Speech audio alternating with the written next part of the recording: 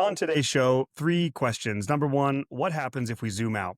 Number 2, does anybody know what's happening? And number 3, what's the cost of trying to time the market? Welcome to Dentist Money's 2 cents, where we help dentists navigate all the noise. I'm Matt. I'm Jake. And I'm Rabih. Yeah, you are. Guys, it feels good to be back. I was only gone for a few days, but I missed some of the emergency pods we did, and I was kind of sad, but also know you guys crushed it.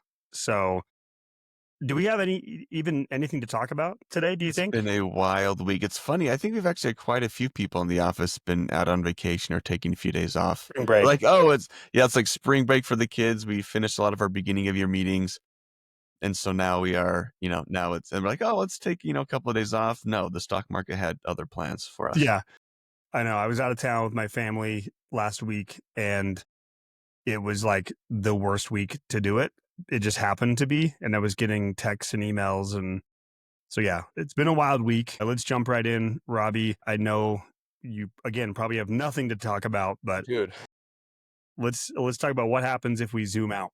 Yes, let's talk about what happened to zoom out, because even personally, this has been the busiest week since the COVID crash, although we had a lot happening in between. But in terms of, the craziness that was happening, whether on the media or whether people coming up with questions or requests, or just the market overall, not standing still.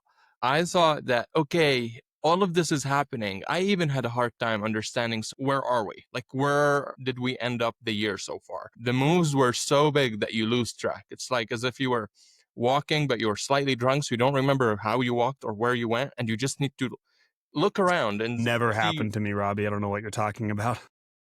So you had to look around and just see where we're staying. So I thought, let's pause, let's stand in our place, look around, let's look at the other asset classes and forget that it took a crazy path to get there, but let's assume it smooth sailed towards these levels since the beginning of the year and see what we can come up with. So I came up with a drawdown analysis and like a year-to-date performance. So let's look at the drawdown, and it just tells you since the peak of each asset class where we stand. Gold is only down like 4.5% from its high. Developed markets are down like 13%. Emerging are down 15%. In the US, you've got the Dow Jones down 15. A globally diversified portfolio is down 16. The S&P, which is large cap US, is down 18. And also overall US is down 19.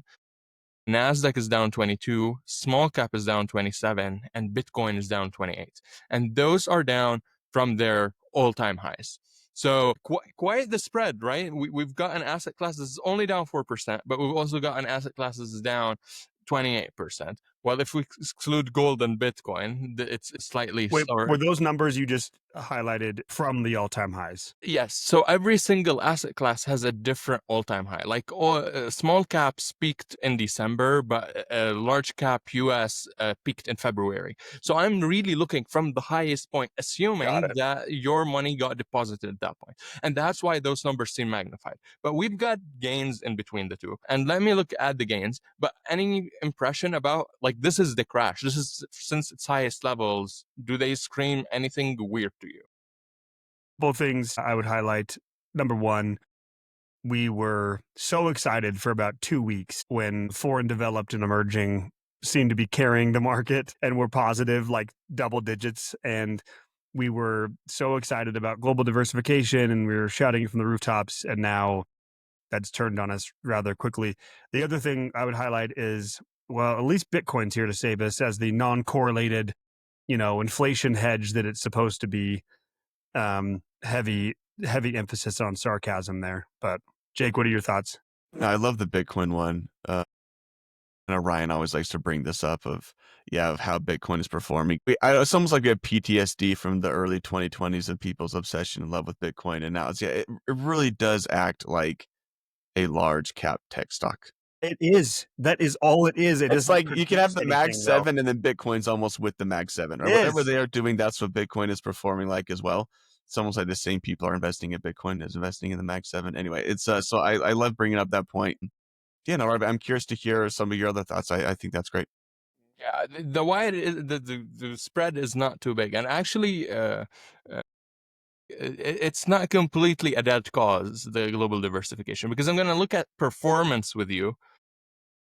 You'll see that there's still some gains in there that are helping. This time I'm gonna go from least to best, and it's gonna just be year-to-date performance. So this is the performance since December 31st, 2024 till today, April 11th. The worst is small cap stocks, down 18%. So they are similarly, because they peaked in December, it's like very similar to their drawdown analysis.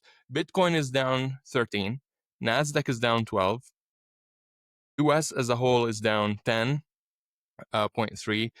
S&P 500, so large cap US, is down around 9.9. A globally diversified portfolio, and they're jumping as we speak. The globally diversified portfolio is down 6.5% for the year, similar to the Dow Jones. Emerging markets are down 3.25 for the year.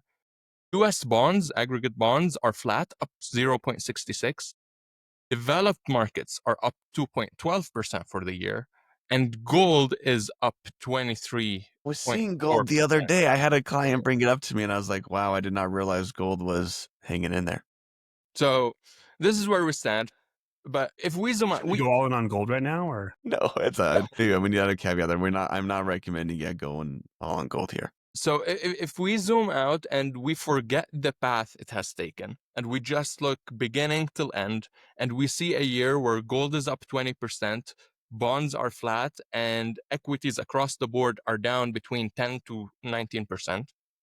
What does that tell us? Just forgetting everything else, only sticking to these risk parameters. It's like, oh, there is a risk-off environment. People are selling out of equities, going into safer assets, such as bonds and gold for certain people.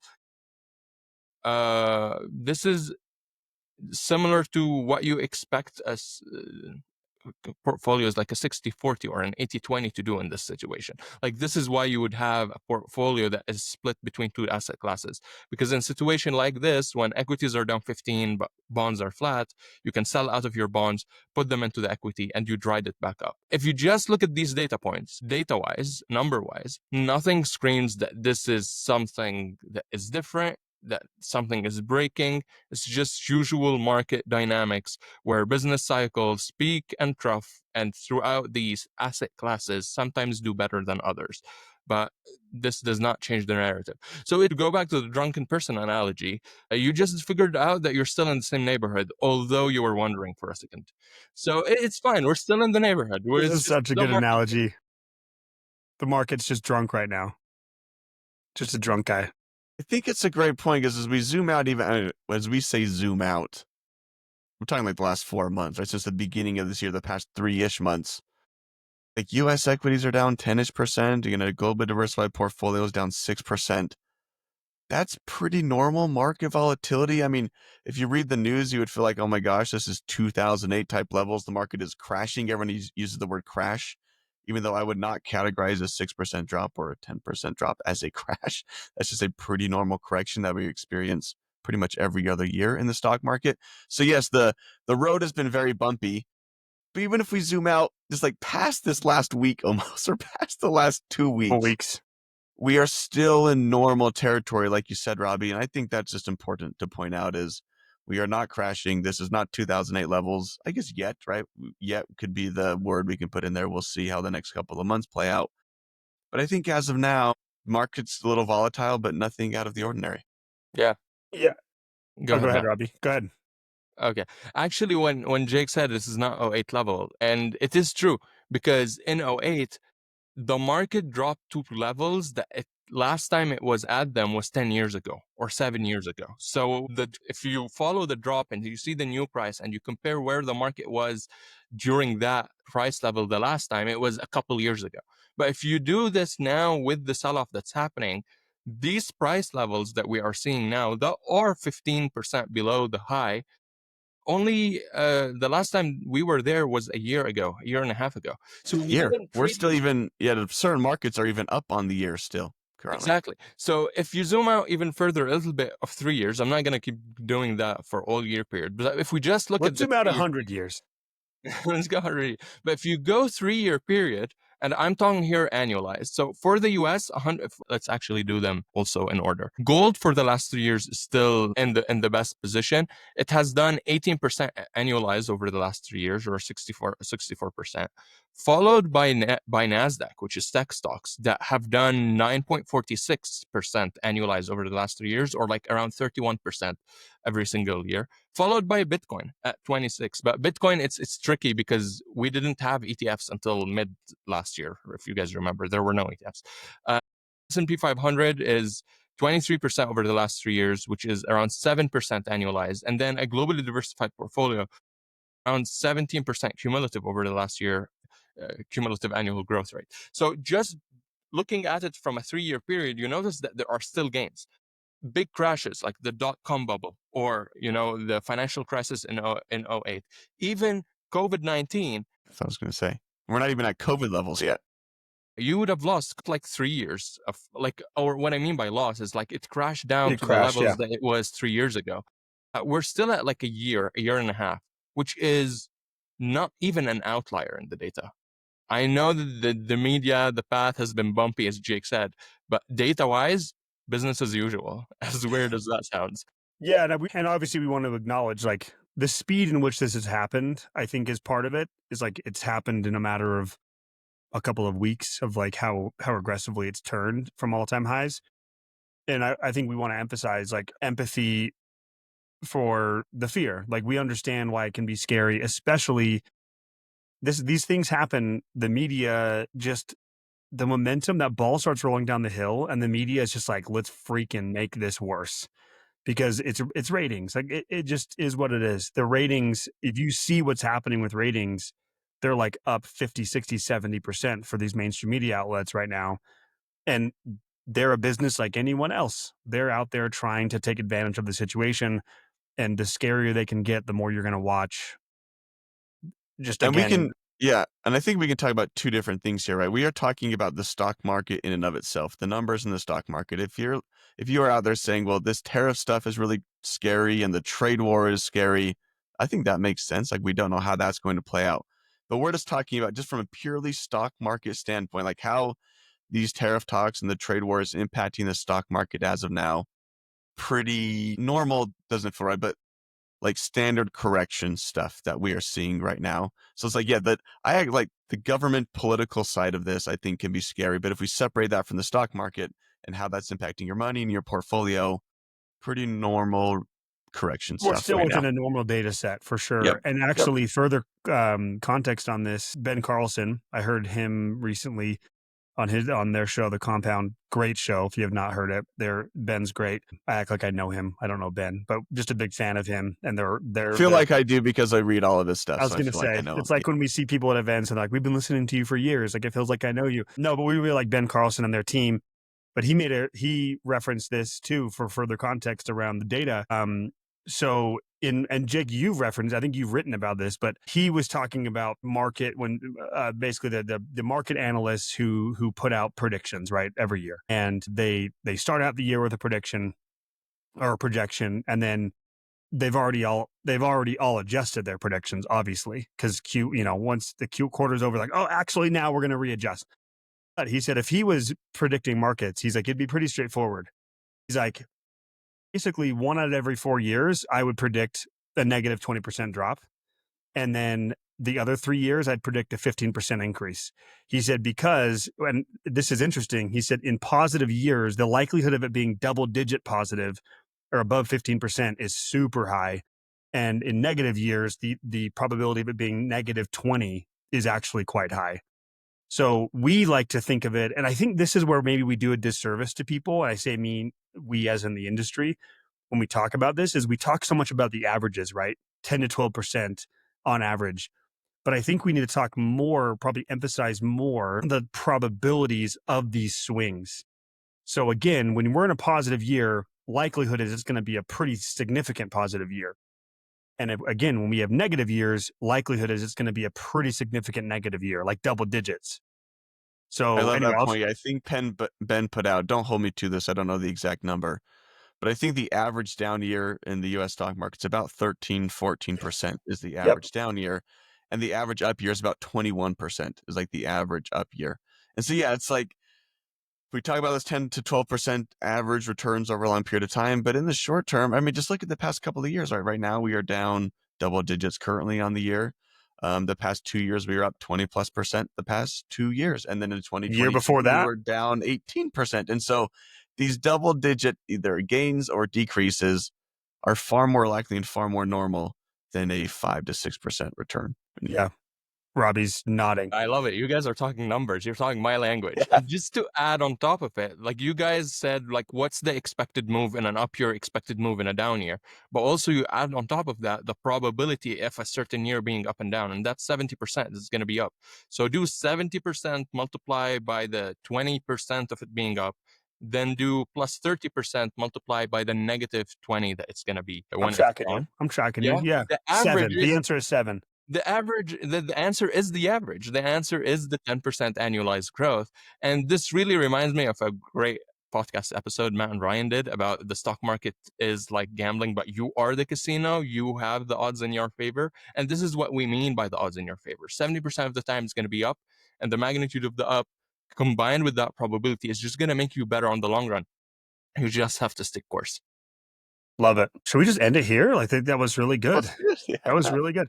No, I think it actually leads really well into the next. Rabih, anything else you wanted to hit on the zoom out topic, or Jake, any other thoughts?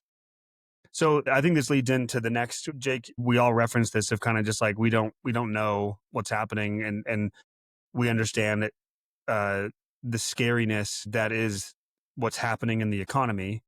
And when I say scary, I think the biggest thing is just uncertainty. And we all know how much we hate uncertainty. We hate uncertainty in our lives. We hate uncertainty in the markets. And I think when this stuff happens, we're like all grasping for control to understand what's happening. But I heard and then read, I thought, a very, really impressive kind of summary by a guy named Howard Marks. He's the head of Oak Tree Capital.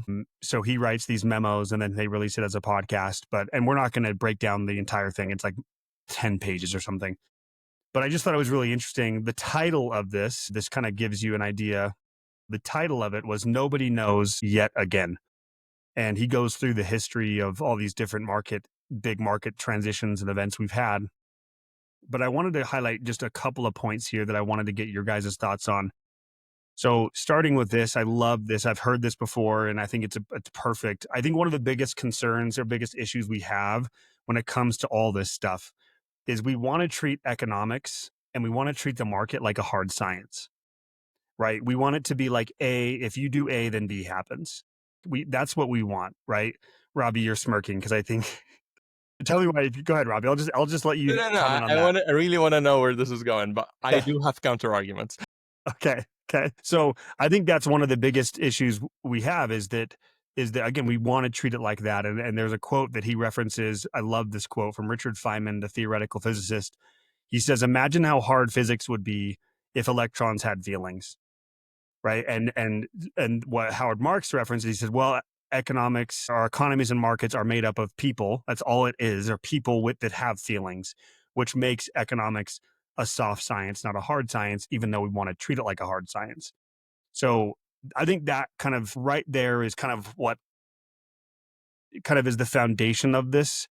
Maybe fear and uncertainty is we want it to have it be like A leads to B, whatever, hard science type stuff. I'll stop there for a moment because Rabih, I know you've got comments, and then we'll jump into the tariff stuff specifically.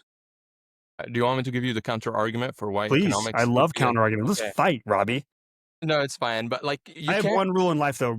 I have one rule in life, which is don't argue with Rabih. No, it's fine. So whatever you say, I agree with. Love you, Matt. But the idea is, you're right. You can't predict like how one electron will go because it's quantum, it's random. But you can always understand how a system works because of limitations on it. And not to talk about physics, but talk about economics.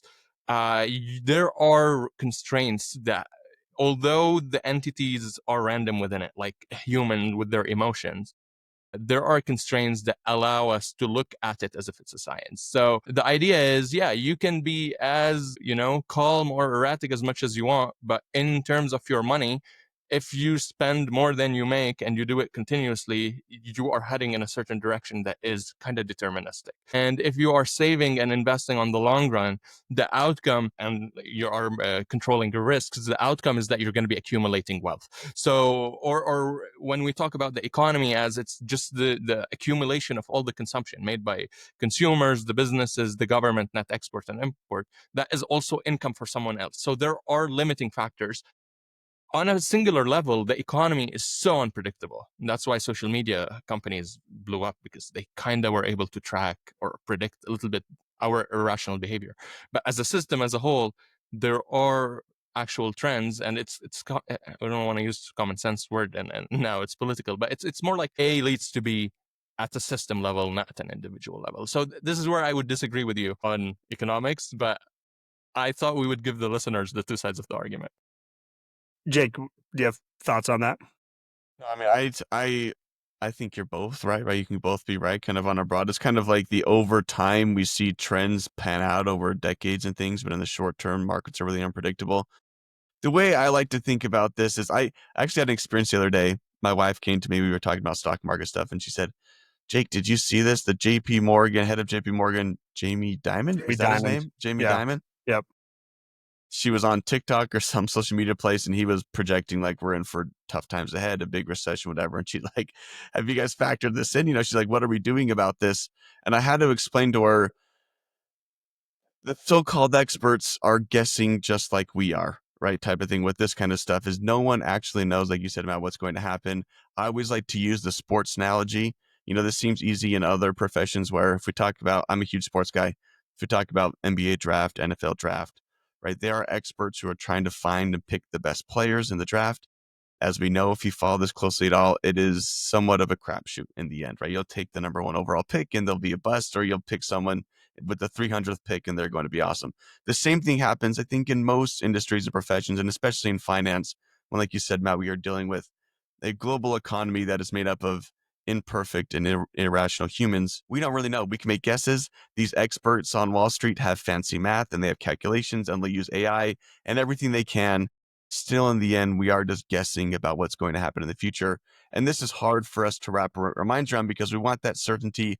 When we see a news article where someone's an expert or the head of JP Morgan, we want to believe that they know and they can lead us to the promised land. But in the end, we're all just guessing here. And I think that's an important concept to wrap our minds around. I love that. I'm going to come back to Rabih's thing, but just to the Jamie Dimon, I saw this. This has been circulating around, and I want to emphasize that Jamie Dimon's a human just like anyone else, and he's fallible just like us, and he is just as susceptible to chasing status as anyone else. And don't get it twisted. When someone comes out and jumps on something like this and is like, oh man, we're in for tough times. Like, to me, I hear that and I'm like, that's status chasing. Like, you're clout chasing, right? Because if he's right, easy to say now. It's like, well, we're in for tough times ahead. Yeah, the market's down 27% from all-time highs. The media's freaking out like, yeah, water's wet. Like, okay, like I just want to highlight there that it means nothing, even though it's like rebounds and he's wrong. No one cares. People forget. no one cares. Exactly. So there's like really famous bears, they call them, these really bearish people who are calling out. Bears is a Perma bears is what they call them. Yeah. They're just people that are like, I'm going to keep predicting negative markets every single year, and not even negative, like catastrophic.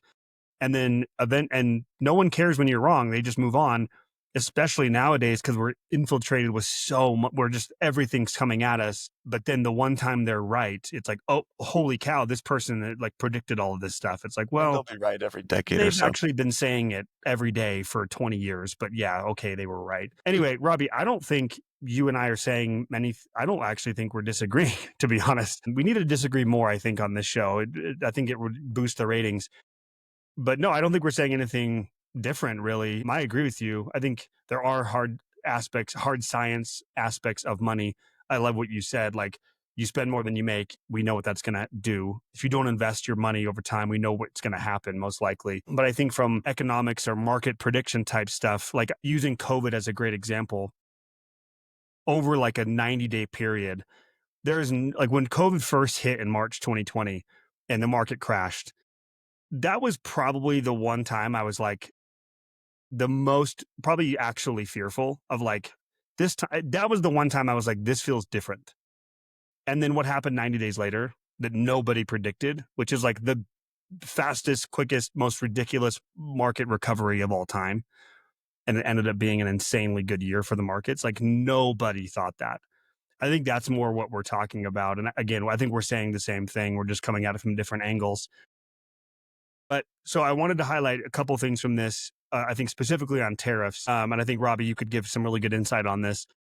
But the kind of the what are the goals behind these tariffs? I think he gives a really good summary. There's about 8 or 9 things that in a vacuum, I think we all could look at as like, okay, is this just Trump being impulsive, or like, is there some good that could possibly come of this? So he lists these. I'll just kind of go through them, and then Rabih and Jake, I'll get your responses. But number 1, support U.S. manufacturing. A positive reason for tariffs. Encourage exports. Discourage imports. Shrink or eliminate our trade deficit. Make supply chains more secure through onshoring. Deter unfair trade practices aimed at the U.S. Force other countries to the negotiating table, and then generate revenue for the U.S. Treasury. Those are the reasons that he highlighted of like, okay, these have to be acknowledged, that like these could be the positive outcomes again, but then highlighting that like it's not always A leads to B. There's second, third order effects of this stuff. I'll hit this really quick, and then again we can discuss. He talked about like what are the second or third order effects or the consequences of this: retaliation by other countries, price increases and rising inflation, destruction of demand due to price increases, declining consumer confidence, recession and lost jobs, both in the U.S. and around the world, supply shortages, a massive change in the world order. Okay, the reason I'm highlighting these things, Rabih rolled his eyes at the last one, but the reason we're highlighting this and the reason this whole topic is being discussed is literally nobody knows what's going to happen. Like anyone out there saying they know what this is about or what's going to happen even next week is lying to you. We just want to highlight that, but I'm gonna leave it there for a moment.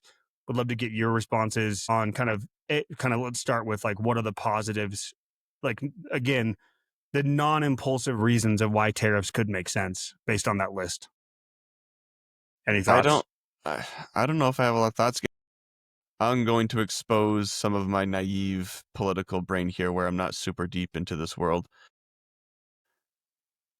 From what I've heard and what I've read, these tariffs again could have like a positive long-term impact, like you say, Matt. My question with all this though is, Trump's not going to be president in 3.5 years, and whoever comes in next, are they just going to repeal everything he tried to do here? So like, I wonder if like there's these positive long-term benefits that tariffs could have, like if we build infrastructure, whatever in the U.S. But I just wonder if the next president who comes in 3 years is just going to say we're not doing tariffs anymore, and this was just kind of, there was no long-term benefit to be had here because we can never get consecutive presidents to agree on the same thing that they want to accomplish. I think you're on to something, Jake, there. And so a couple of things here. If we're looking at this list and we're saying what you're highlighting, I think is saying, okay, support U.S. manufacturing. Let's say that's like the top thing they're thinking about, or make supply chains more secure through onshoring, all these things. To your point, that doesn't happen overnight. So like for us to think, or for anyone to think that's the main reason, I have a hard time believing that Trump and his administration has not been thinking like that would take years beyond his this last term that he has. And why would why would companies invest in onshoring manufacturing, to your point, Jake, when they have no clue who the new administration is going to be in 3.5 years? So I have a hard time believing that's a true reason for this. I've said this the whole time, and I'm not claiming I know anything about this. For me, it feels intuitive to say this was a negotiation tactic, I think. And Trump's kind of shown his hand this week of it feels like the main culprit he wants to go after is China, and he's trying to squeeze China. I think that seems rather like he's kind of made it more obvious the last couple of days. But let's get Rabih in here, the person who actually knows what's going on. I love this conversation. And I agree with both of you, on what you are saying. And I just want to add one more layer to it. The ambiguity on defining what the goal of the tariffs is actually done on purpose by the administration, which is a political party looking for its survival. If they come up and say, we are imposing tariffs to stimulate domestic production. This is why we're imposing tariffs. On pen and paper, economics formula, whatever discussion we just had a little bit ago, this means you slow down the economy shortly, but you change the political terrain, incentivizing companies to start producing in the US. On the long run, it could be good. Jake's point, we do not know whether, the political move or momentum will match the economic momentum, because you can't just build a factory overnight. Another aspect would it be, we want to use it for just negotiation. Kinda it worked, but negotiation depends that the other party decides to, instead of retaliating against you, tell you, hey, let's sit down and make a deal. So it's not really in your control. And the third one, raising money. Yes, it'll raise money because we're in a deficit, etc. But is it the most efficient way to raise money without having second order, third order effects, like Matt just mentioned? And I think the administration is purposely not defining which of these lists you mentioned is the goal, because they are also looking after their political survival. So they are throwing the darts, and they're going to amplify the story where the dart sticks. So if everyone decides to come and negotiate, they'll consider that it's a win for negotiation and downplay the impact, the fact that those tariffs created market turbulence, hit consumers' confidence, might trigger the economy into a recession because prices are higher. For example, they land those 10%. They don't go anywhere else. China gets hit by 145 versus 125% tariffs now, reciprocal, and it changes the terrain that companies feel that, oh, those might be for a while. And I say that because although presidents between themselves fight, the U.S. attitude and foreign policy against China rarely changes from one administration to another. Trump imposed tariffs in 2016 till 2020. Biden did not remove those. He kept them, and then added the ban on exporting semiconductors and other chips to China. So I do not really think that if an administration comes on later on, they would remove the 10% that is now in place unless negotiated in those 4 years, because it is in the benefit of the US, although it's not in the benefit of the global economy. So we do not know which way it goes, and I think it's being done on purpose, so you always have a way out in your negotiation, in your political survival. And we'll see, but we have to be from a perspective of an investor, you have to be in a position where either whatever one works and whatever one gets adopted to be, the purpose behind these tariffs, that you did not take a side where you are worse off. You have to be diversified enough that whatever goes, you'll stay afloat. That's how I. Yeah, no, I think that totally makes sense. I'm curious, Rabih. I've heard a lot and read a lot, especially recently, again, as Trump's kind of showed his hand a little bit more by lessening. He basically came out and said he's pausing tariffs or dropping them down to 10% across the board, except for China, which again, I think is kind of showing it. This is about China. A lot of things I've been reading, and it's difficult, right? Because everything's so politicized now, but I want to get your take that China's in a worse position than the US if this escalates. I'm going to make a statement and then you tell me how accurate this is. China's in a worse position than the US if this continues, because of the trade deficit, like the actual U.S. trade deficit, meaning we import far more from China than they import from us. I think it's the imbalance just specifically between China and the U.S. is drastic, which in a trade war like this actually hurts China more. The longer it goes, they have more to lose. What is your take on that? No, I agree. And just when we discussed in the previous podcast about the upper limit of tariffs, when it starts threatening the importance of the US dollar, you would see a limit. We also saw it with this, backing out was because, the stock market was selling off, but the bond market was giving an indicator that this might be, I don't know if you guys noticed the president's statement. He was like, I'm fine with a recession, but I don't want a depression. And the bond market was heading towards a depression. That was kind of type of the constraints, external constraints that tells you how to navigate that policy. Starting from there, we know what the U.S. weaknesses are. They have a global monetary system that they want to preserve because it's in their favor. They are okay taking a hit because the economy is starting from a really good position, but they can't overdo it because, the numbers will add up and you don't want to put the US in a depression, but recession might be able to swallow it. From the China's perspective, they have been struggling with a recession since the end of COVID.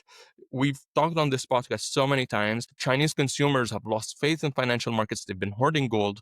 Chinese central bank has been hoarding gold. They have a real estate problem of oversupply, unlike us here in the US, and they're having a hard time stimulating the economy by increasing demand. So if you impose tariffs, which means that businesses can sell less from the perspective of China, this is not going to help them get out of Recession. the recession. And the before last thing that is important, the big fish here is the US consumer. The ability of the US consumer to spend is way more than that of the Chinese. So as you mentioned, Matt, if the US blocks the US consumers from China, it hurts China much more than if China blocks the Chinese consumers from US companies. That is the important thing. And if I want to take a step back and not look at this from the perspective of economics, but to look at this from the perspective of strategy and war, and consider this an economic war, there is always a benefit, just like in chess, for the person who does the first move, who initiates. No one, if you're just thinking of two countries deciding to go to military war against each other, the country that decides to initiate has already made that decision based on certain metrics that it is in its best interest to actually start that and have the element of surprise on its side rather than being on the defensive front. If you're caught by surprise, it'll take you a while to figure out how you're going to come back. And so far, China has been just retaliating with higher tariffs, the only country that's doing so, by the way. Other countries, like Europe, have been increasing tariffs, but also sitting on the negotiation table, playing two cards at the same time. China has just went ahead with increasing tariffs. The administration has been bullying them online, telling them, "Oh, this is a mistake that you guys done." But putting the economics aside and just thinking of it as a game of chess, it seems like the timing of it, the magnitude of it, all of those were an outcome of some calculation that the administration has been doing. So it's interesting. I don't know, but Yeah, I mean, that's an interesting take because to highlight the issues the Chinese economy was already having. And because I was questioning the aggressiveness, I've kind of said that since the beginning of like, why were we so aggressive? Like, I understand even if Trump's been talking about tariffs since the late 80s, even well before he was in politics. So it's like I don't think it's a shock that Trump believes economically in tariffs, but I was more like the aggressiveness seems a little egregious. But to your point, Rabih, maybe there was more calculation behind that, knowing the standing of China and how badly this can hurt them. And to your point, now I think it's 70 or 80 countries have now come to the table with the U.S. and are negotiating, including the EU, I believe, including Canada, Mexico.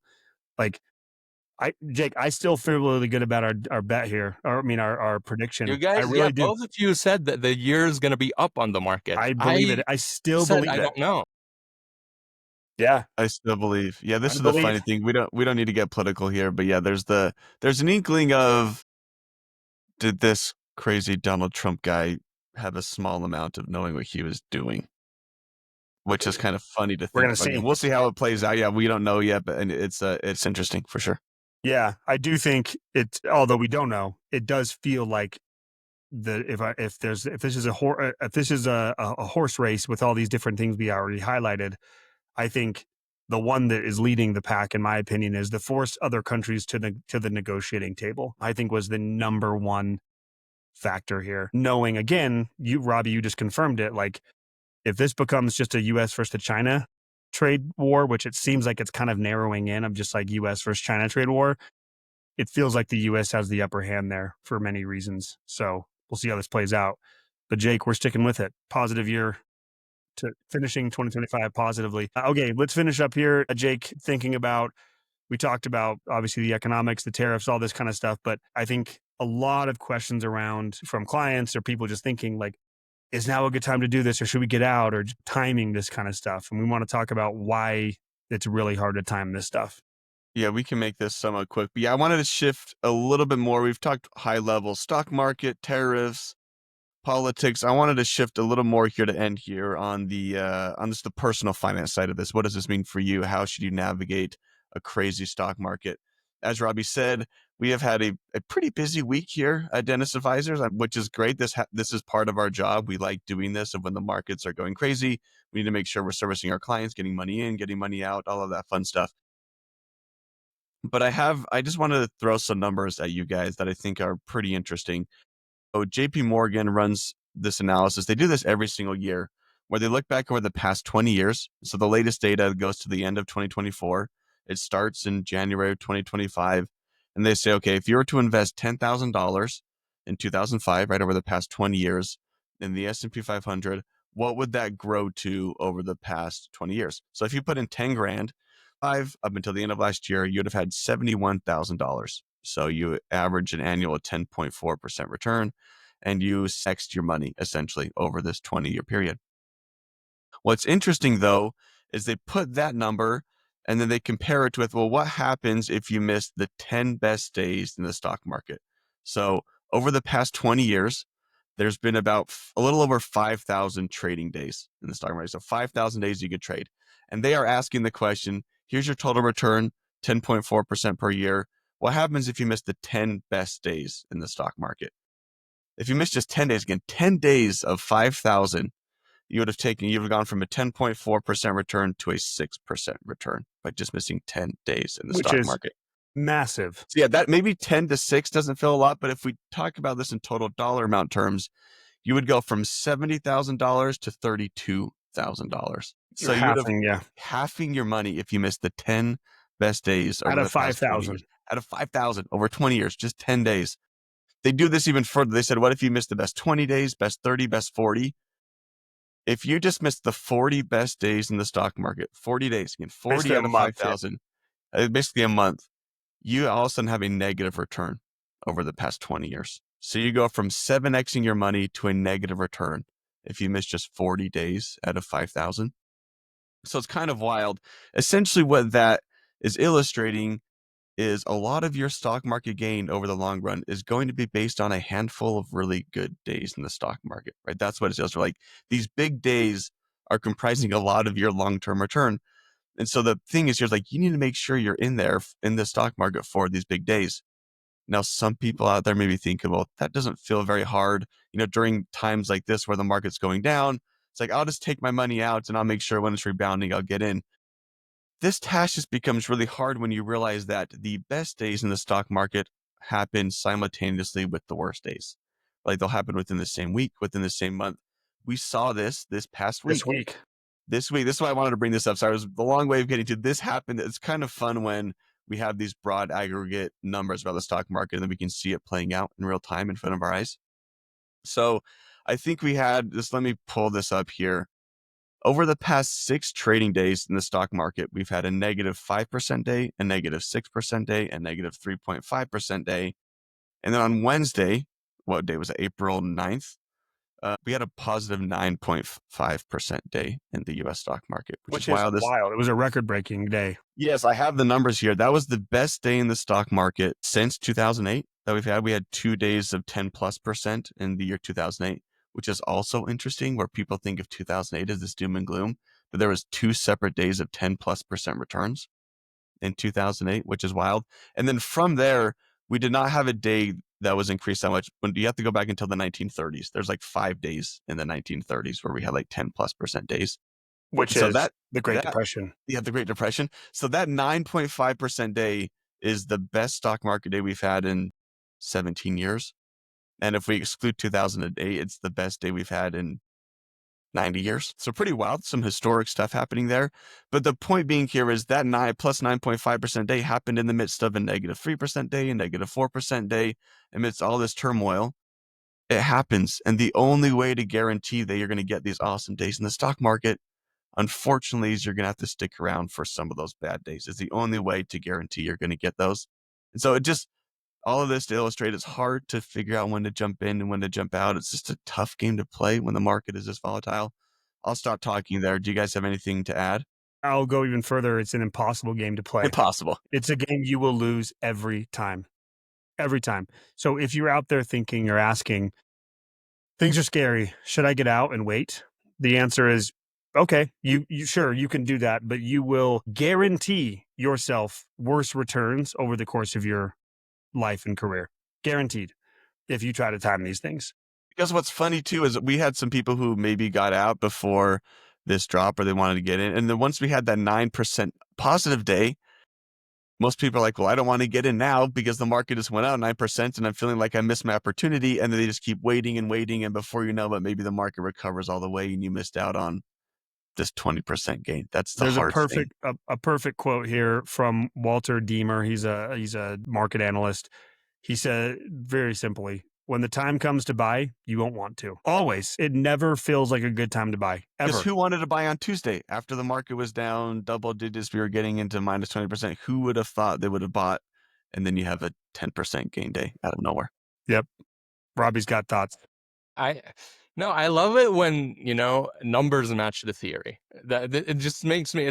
I'm this nerdy. Like it's matching. It's He great. just My made his OCD brain weekend. is happy about it. But I agree, and I want to go back to that formula we said. Like the probability of winning times the amount you win plus the probability of losing times the amount you lose. That averages out the 10%. Only if you stick to the market. Only if you spend more time in the market than you spend time out. If you decide to start timing it, not only does the magnitude of the win and loss change, but that probability as well. Because once you include yourself into the game, those 70-30 probabilities drop to probably 50-50. And why I'm saying 50-50? Because we know that over a 3-year period, 50% of active managers make money, 50 not. But over a 10-year period, 90 something do not make money. So when you include yourself into that formula, we know from historical data that the odds get worse. So the best thing you can do is just put it and forget it. And I really like I don't think it's an exact quote, but like a sentence from Warren Buffett when he said, like, when I'm purchasing stocks, in my mind, I do not care if they close the New York Stock Exchange for 12 years. I do not care because he is diversified. He is buying companies that he has Businesses. conviction in, businesses. So whether you can access the market or not should not matter. And we should, even if the markets are available 24/7 these days, we should take that same approach. In some ways, people would get better returns if they shut the market down for periods of time. Like, I think the transparency of the market is its greatest gift and its biggest curse. We've talked about this, comparing it to real estate. The stock market beats real estate across the board in returns historically. That's just numbers. But I think investor behavior is better in real estate because of the transaction costs, the barrier to entry, and the lack of transparency. You don't roll up to your house in your car with a price flashing above your house or your duplex or whatever. So the lack of transparency in the real estate is actually a benefit to the investor. Robbie, I actually think that would be great. If we could just shut down the markets for 10 years and see what happens after that. If people could just sit and not think about it, they'd get way better returns. I still want the job though. Yeah. Fortunately, we're going the opposite direction where we're doing 24 savings, 24/7 trading, split options. People want to More open the market on the transparency. weekends. Yeah, that's We're where it's going. gamifying it for sure. Yeah. Yeah. The bottom line is that this is a game of uncertainty. That's the pay to play. That's the cost. That's the cost of this. You do not get long-term gains without the short-term uncertainty. And it working against every instinct that we have as humans, which is we think more action leads to better results. And in most aspects of our life, that is the case.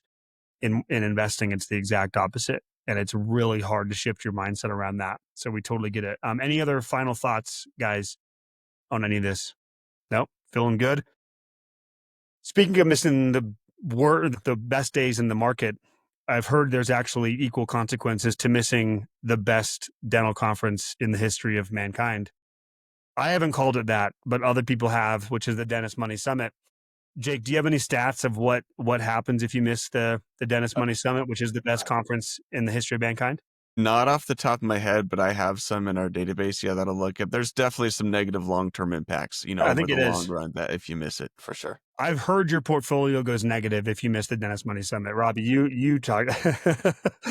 My only goal with these is to get Robbie to roll his eyes or laugh. That's literally the only goal. If I can get both, I've won. I have to admit, you're getting really good at these.